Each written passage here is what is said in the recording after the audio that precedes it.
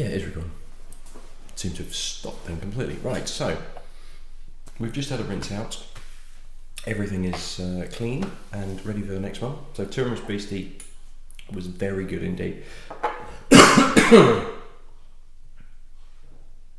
Oh, excuse me.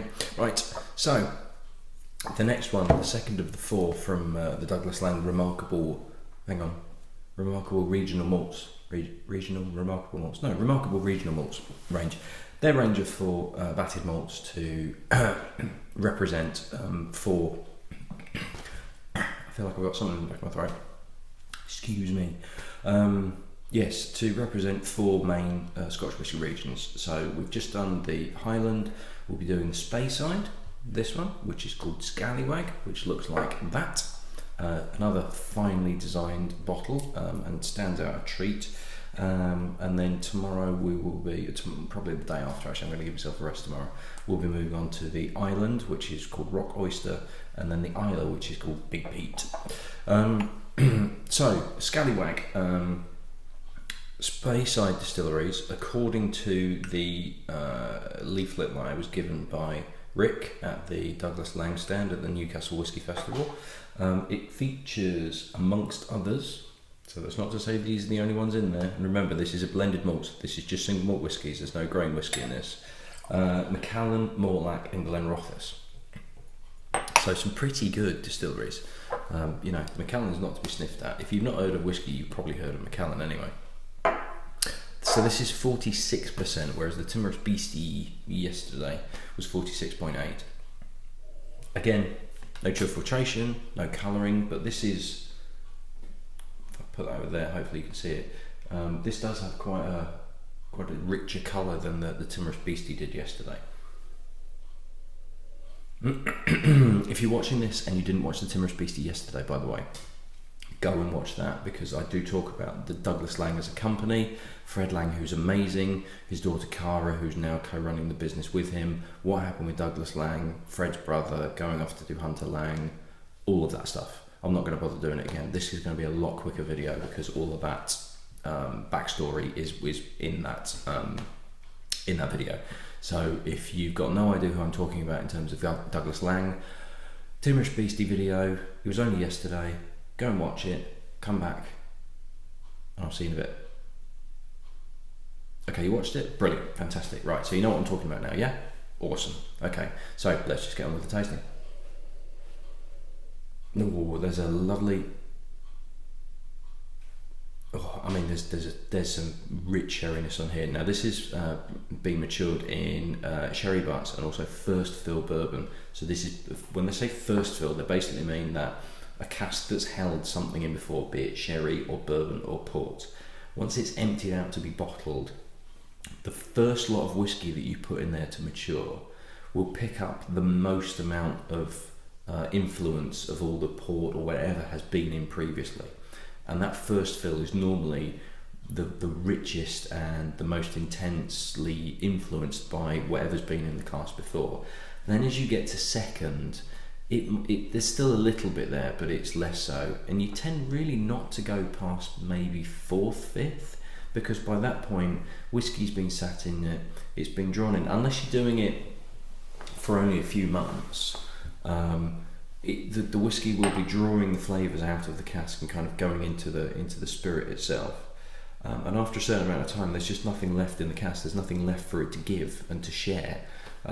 So after a while, you basically just have to kind of move it on and go towards something else, like probably a beer, because you get these beers now that are ale, whiskey cask finished and things like that, like Innis and Gunn, that sort of thing, or you just bin it. So, you know, first fill, if you like sherry influence or bourbon influence, you know, that type of finish on your whiskey, first fill is the one to go for, because that whiskey will have picked up as much as it possibly could have done from whatever's been in it previously. And in here, there's a real bourbony character to it as well. This, on the nose, reminds me quite a lot of the bourbons that I've tried previously as part of the challenge, and in general. Really dark fruit in this, really raisiny.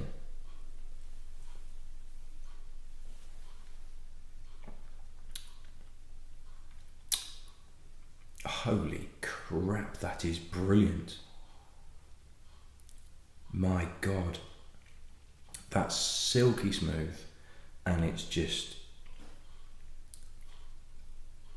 I love my bourbons. I love bourbon, and I love silky smooth bourbons where you can just, it just slips down, and it literally slips. It's like honey, or I'm a bit of a sucker for Lyle's golden syrup. You know, the stuff where you can put a spoon in, and as you pull the spoon up, it's kind of like sinking down. I absolutely love just taking a spoonful of it, get a spoon in hot water, and then if you just stir your spoon in hot water, let it dry off a little bit, but the spoon's still warm. If you then put it into golden syrup, it doesn't stick to the spoon, so it tends to slide off, and I can eat Lyle's golden syrup by the spoonful. And it's that sort of sensation on a really, really smooth bourbon. And on this is like drinking golden syrup.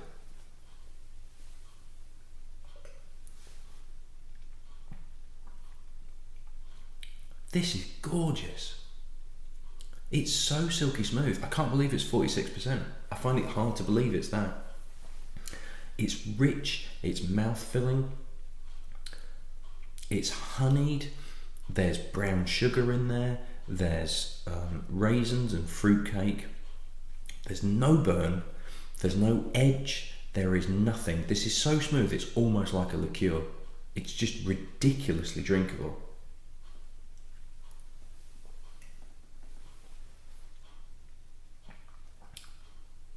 That's stunning. That is absolutely stunning. Now, I didn't check the price when I did the Timorous Beastie yesterday, and I'm going to have to see how much this is now, because this is, no word of a lie, one of the best whiskies I've had. It's just unbelievable, absolutely unbelievable. Waitrose are selling it for 40 quid. So you're looking at 40 quid a bottle for this, which, to be honest, is an absolute ridiculous bargain. If I could spell Timorous Beastie, no, I'm not gonna. I'll put the Timorous Beastie price on the show notes. I am knocked back by that. It's incredible. I can imagine it's probably going to be too smooth for some. If you're a proper Islay peat head, you're probably not going to like that because there's no smokiness on it or anything like that. But if you are looking for a silky, silky smooth whiskey that will go down an absolute storm, that will just slip down easy, you can just drink and drink, and I wouldn't recommend drinking and drinking because that's a dumb thing to do.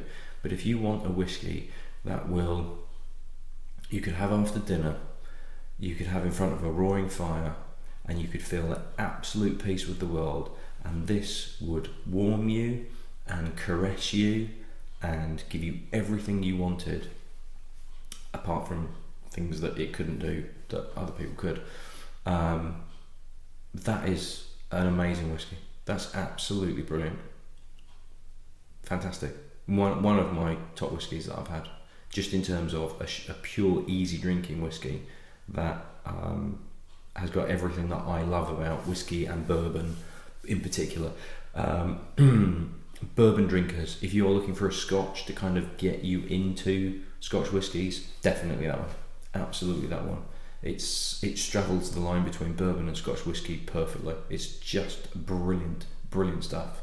And I would urge you to get it. It's amazing. Love it, absolutely love it.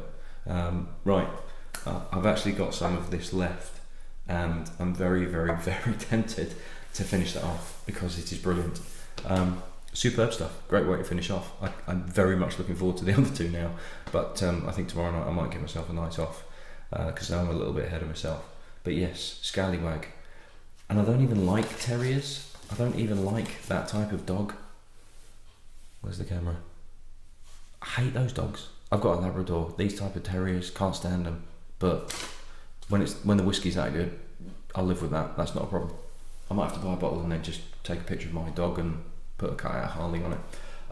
Yes, Douglas Laing, thank you very, very much for making that whiskey. It is brilliant. And I shall see you in the next one. Cheers.